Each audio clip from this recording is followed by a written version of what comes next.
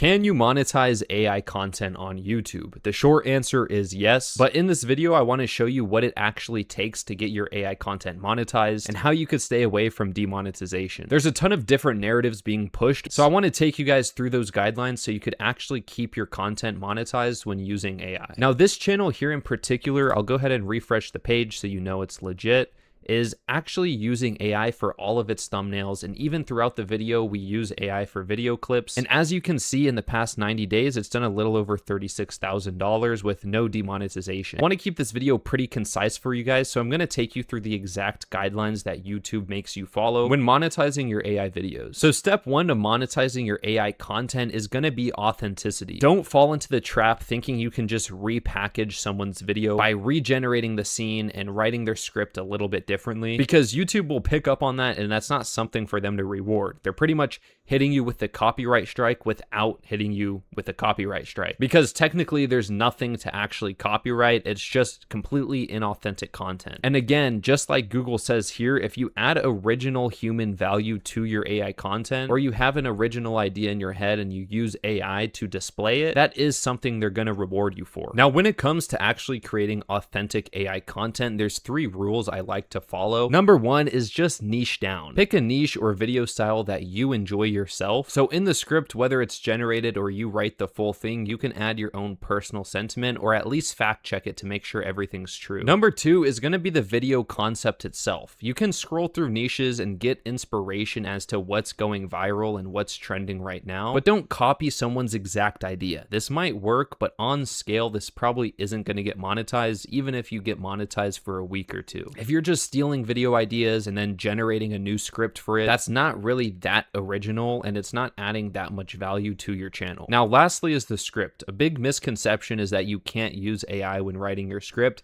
and I know a lot of AI softwares out there are not very good at writing scripts, but if you use something like ClickMax Studio, which actually writes structured scripts for your idea, you're not going to get demonetized if you have an original video idea and it writes a fully structured script for you. Now, an example of a terrible niche to get into as a beginner is the sleepy story time niche. I've had dozens of people reach out to me over the past 2 weeks telling me they're going to get into the sleepy story time niche. These videos here might get monetized on some channels, but there's 2 problems there. Number 1, it's probably not original, and number 2, the chance of you getting monetized and staying monetized are extremely low. The biggest mistake that these creators make when using an AI voiceover is lying to the YouTube guidelines. When you're about to post a video, just scroll down where it says show more, and then scroll down to the AI use section and just click yes. Like we already talked about, YouTube is not going to demonetize you if you use AI in your video. It comes down to the authenticity and human thought behind the video. And I know it gets a bit confusing when it comes to AI voiceovers because their guidelines here don't mention AI voiceovers, but just click yes, and if your video is original, they will still monetize you. Now, it gets a bit tricky when you do your own voiceover on your AI generated content, because in that case, you probably don't need to select yes on this, because there's clearly a voiceover from a real human. And it gets even more muddy when it comes to cloning your own voice for an AI voiceover. I've heard many people say that you don't need to mark this as yes when you clone your own AI voice, because you still own the rights to it. But if you're using something like ClickMax Studio where you're generating an AI voiceover, you don't actually own that voice, so when you say it's yours or it's not AI, then they're going to flag you for that because you didn't disclose it. So that's that out of the way. We got the authenticity down, we got the voiceovers. What do we actually do when it comes to generating the video itself? And most importantly, how do you stay monetized? I already said I liked 2D animation the most because it's so versatile when you're picking your niche, but the other good reason is that it's extremely cheap and it's extremely easy to generate. And there's 2 different routes you can go when it comes to creating AI generated 2D animation. And the first route you can go, which I like to use in my videos, is just using an AI image generator. That means no actual videos throughout the entire video. You just generate different scenes as if it is a video and then compile them all together. Let me show you what that looks like real quick and what my process is when it comes to creating the actual video itself. The first step is finding an AI animation style that you like and then replicating it on the image generations. So what I'm going to do is just use the videos I have uploaded because I know I already like this style. But while we're here, let me just show you what I mean by not actually generating any videos.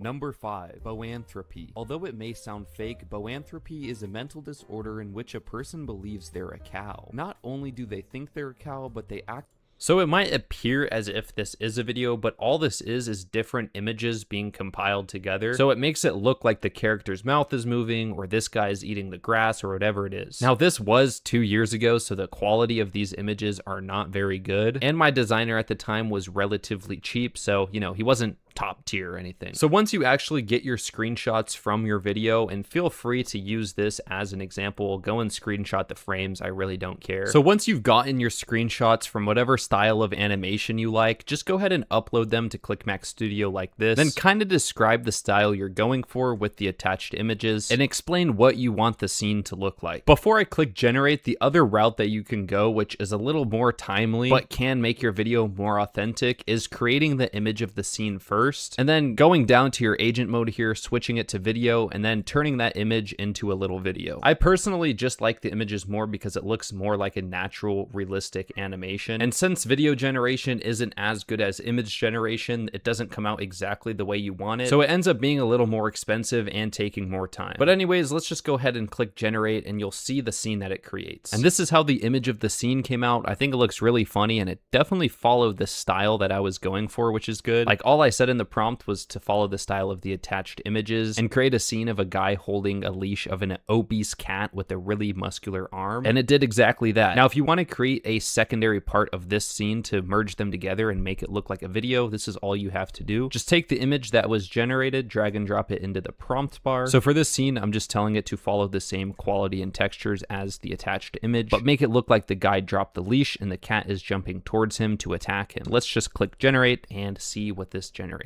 All right, so here's the image generation. It looks pretty good, followed the same style and everything like that. So what we're gonna do now is just put them into the video timeline on ClickMax, so you can see what I mean about creating a video without actually generating AI videos. We'll just go ahead and drag and drop this first image into the timeline, and then the second image into the timeline. And then what you would do is just make them a bit shorter, because assuming you had a voice generation or a script playing in the background, these images would correlate to whatever that script is about. But pretty much you just shorten them up like this, whatever, and then as it talks, you know, it's like this here, and then something happens and it switches to this. Like if we wanted to take it one step further, we can just tell it to generate an image, make it look like the cat is now on top of him and he's on the floor. So once again, let's just generate this, and then we'll play out the scene again in the timeline with these 3 images. All right, I'm not gonna lie, this one came out kind of funny, but it's perfect. I love it. So we're gonna go to video mode again. We're gonna drag and drop this into here. This will give you a better idea of just what I mean by creating a video with just images, because, you know, you could see what's going on even though it's just images playing. You know, you would make this much shorter, so this would really probably be about just a couple of seconds for each of the images playing. So it would really look something like this, you know, to play out the scene. Now, if you're making a full video, or, you know, you are actually using AI videos, you want each scene to be about 3 to 5 seconds long. You know, maybe shorter, maybe longer, depending on what the script is talking about. But the best pacing for a long form video is a new scene or something new going on every 3 to 5 seconds. I don't mean a static image for 3 to 5 seconds, but I mean an entirely new scene, whether that's new characters or a different location or something like that. But that's the full tutorial, so make sure to follow or subscribe for more YouTube automation content like this. And if you're new to YouTube automation and you want a more in-depth tutorial on how to get started, watch this video here.